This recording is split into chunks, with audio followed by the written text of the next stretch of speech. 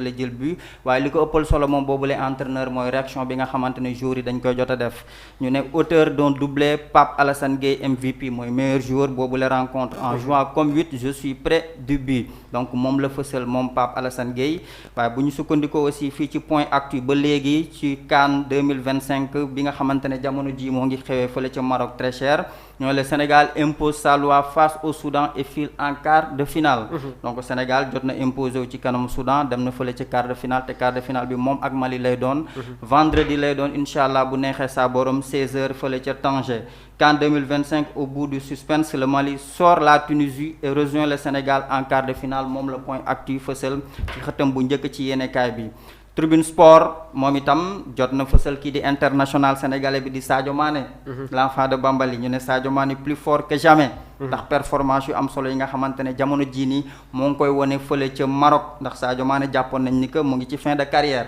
waaye jamono jii nii gis nañ ni que def na lu am solo ci boobule Coupe d'Afrique donte Sénégal moo ngi jamono jii nii fële ca quart de finale bi il compris désormais 9 passes décisives en 6 phases en phase de finale de CAN et devient le meilleur passeur de l'histoire de cette compétition moom Sadio Mané donc Coupe d'Afrique des Nations ba léegi Mamour le Sénégal et le Mali s'affronteront en quart de finale Sénégal Mali quart de finale lay doon après dinañ ci dugg ci commentaire yi balaa may tàmbali uni incha allah en 2025 ba léegi Mamour le Maroc sort l'Afrique du Sud et rejoint le Cameroun autant pour moi sort l'Afrique du Sud et rejoint le Maroc en quart de finale dina doon rencontre bu am solo ci ñaari pays yooyu noonu ndax xam nañ ni Maroc mooy pays organisateur waaye Cameroun itam dafa am habitude saa su ne bu dajek pays organisateur éliminé ko bu ñu demee itam ci réew mi sport CAN 2025 ba léegi le Sénégal affronte le Mali en quart de finale dafa mel ni journaux yi loolu lañ gën a fësal mooy ñaari rencontre bi nga xamante ne dina dox diggante Sénégal ak Mali di doon derby bi nga xamante ne ñëpp ñu ngi koy xaar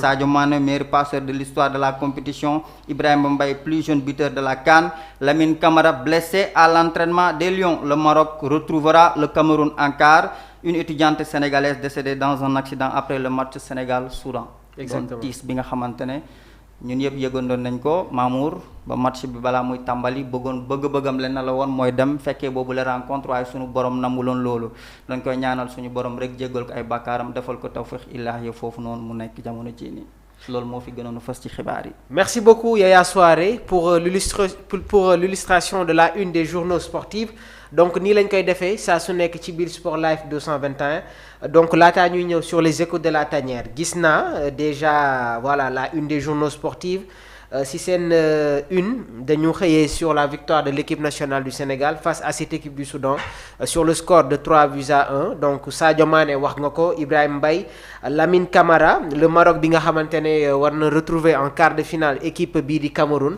donc mu nekk tamit match yi nga xamante ne amoon na ni ki démb la victoire du Maroc ak la victoire des Lions indomptables face à cette équipe de l'Afrique du Sud donc Yaya je pense que dañuy jàll rapidement ci li nga xamante ne moom mooy programme du jour bi donc à 16h incha allah dina am match yoo xamante ne dina am ba tey comptant pour les huitièmes de finale de cette Coupe d'Afrique des Nations Égypte dina jouer ak Bénin ak Sénégal ñoo bokkoon poule donc lors des derniers matchs de ces phases de groupe gaynde yi ñoom ñoo gagné woon sur le score de 3-0 à 19h Nigéria dina football ak équipe bi nga xamante ne moom mooy le Mozambique demain incha allah Algérie dina jouer ak la République démocratique du Congo donc à partir de 16h mu nekk tamit match boo xamante ne les amateurs du foot les passionnés ñi ngi koy xaarani Côte d'Ivoire Burkina Faso on parle de ce match Algérie Congo mais Côte d'Ivoire Burkina yi tamit nekk na match boo xamante ne je pense que il y aura du spectacle il y aura du bon jeu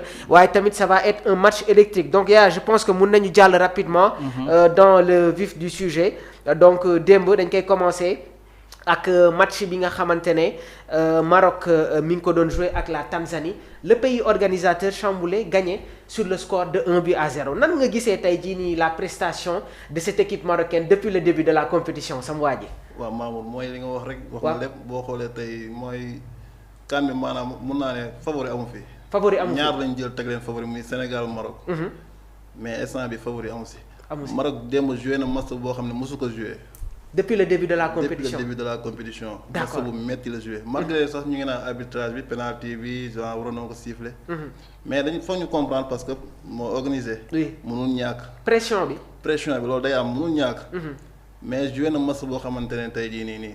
mën naa ne amaana bu demee quart de finale lu mu si teg da siy perdre. lu mu si teg da siy perdre. waaw lu mu si teg. contre le Cameroun. waaw da siy perdre quoi. kon yow jàpp nga ne que Maroc foog mu indi leneen pour éliminer équipe bi di Cameroun. Maroc maanaam gars yi dañ koy bàyyi xel. waaw mooy ni ñuy bàyyi xel Sénégal rek. oui moom tey jii nii lépp lu ñuy wax Maroc arbitre yi. arbitre rek la ñuy tuumaal instant bi nii. mais lu mu si teg contre Cameroun da siy perdre ndax Cameroun du équipe bu ndaw. du équipe bu ndaw.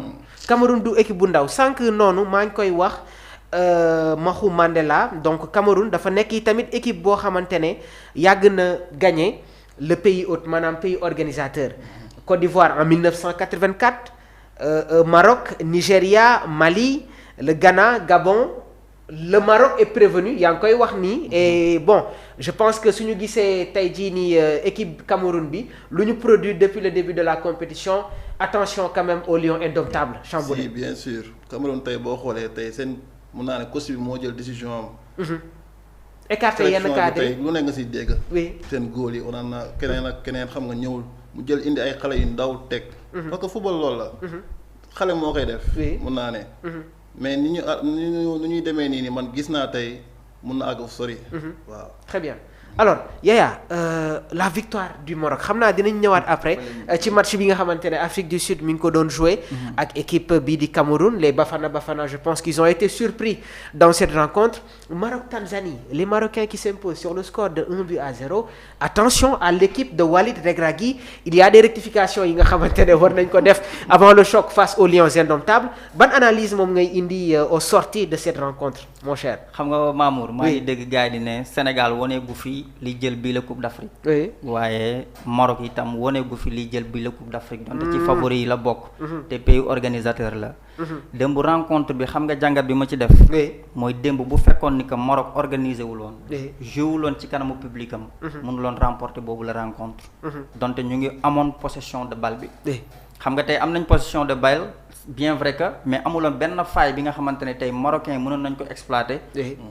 franchir cette défense tanzanienne ba mën a exploiter occasion yi nga xamante ne ñoom am nañ ko. d'accord faute de main bi nga xamante ne gardien bi jot na ko def première poteau bi fermé wu ko moo tax. Brahim Diaz exploité ko. mais loolu bu amuloon Maroc fan lay jaar pour dugal. d'accord xam nga ci premier match bi Maroc jotoon football à la Coupe d'Afrique des Nations nee naa la. Maroc moom ak Comores tey bu jaaruloon ci côté mënuloon am dara. xam nga ndax tu te rappelles. nee naa la dans l'analyse tactique loolu nga indi woon. loolu laa la indiloon ma ne parce que Maroc lu mu jot a nekk di produire en terme de foot.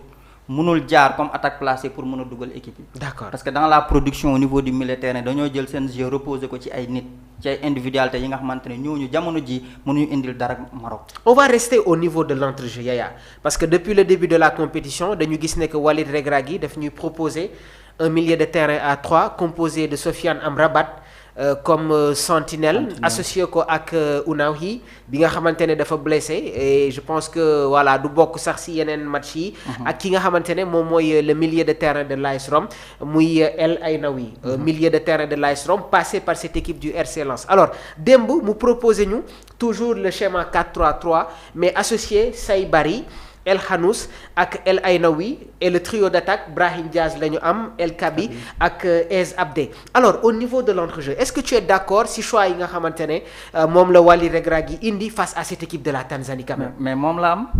moom la am moom la am de amul leneen lu mu am lu gën lu mu teg. Unai bu mu yaakaaroon tey blessé na. mais ña ca des ñooñu rek la am ñooñu rek la mën a yóbbu nee naa la même Unai bu fa nekkee à 100%. Maroc seen jeu dañ koy renvoyer ci benn nit mooy Amrabat à reconnaître. d'accord ndax tey jii nii défenseur bi di Saïs moom itam dafa nekk ci blessure. ndax tey boo amee difficulté par exemple pour casser les lignes. il te faut un défenseur central bi nga mën a xamante ne tey day mën a renverser le bloc. c'est ça donc Maroc dafa tële loolu. donc bu tële loolu nan la mën a def mooy benn-bennal. te ci benn-bennal boobu noonu foog nga am joueurs yi nga xamante ils sont tellement techniques. dañuy mën a dindi ñaar ba ñetti joueurs pour mën a renverser la tendance sans cela doo mën a gagner. donc difficulté boobu la Maroc nekk nii. d'accord situation boobu moo ko nekk di dal.